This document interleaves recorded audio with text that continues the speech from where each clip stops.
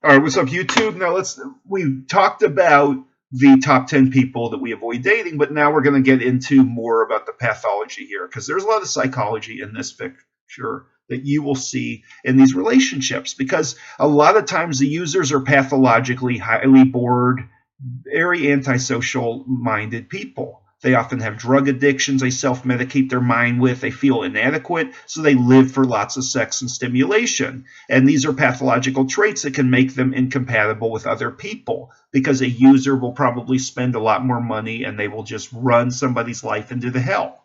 And so this is the other picture where you will have certain people that are good for another person and certain people who are not. And the history comes out because the upbringing can be another thing. If somebody is pathological and they've been abused as a child and they love being treated like crap and they don't like guys that are nice to them or they don't like women who are nice to them, or you get into these pictures where somebody is attracted to thugs. If they're biologically attracted to the thug in them and they're kind of a thug themselves, that's another incompatibility factor. Because a lot of times what we find is people marry their upbringings and they find somebody they kind of gravitate subconsciously to and they seem to get bonded more and they feel more comfortable around people. They feel they love like family, and the relationship can go either way. You can have people that have no chemistry or you can have people that have explosive chemistry. And unfortunately, the pathological people know how to talk nicely and get good chemistry in the short run because they can get people to laugh their asses off with their sense of humor, make them feel like $1 million.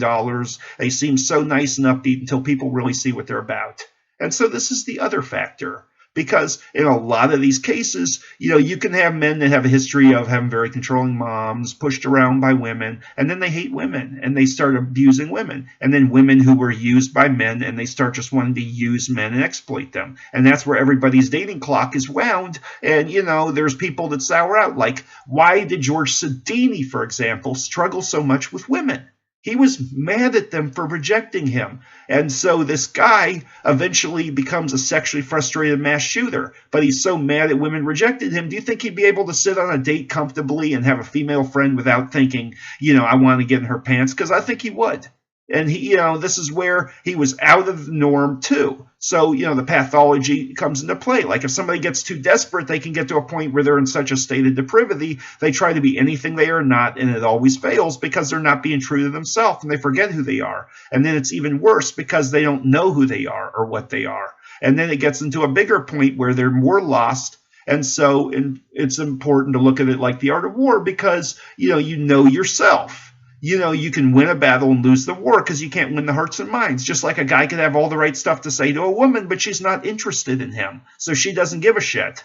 And, then he could be a little bumbling to somebody else who likes him. And so he's able to win politically.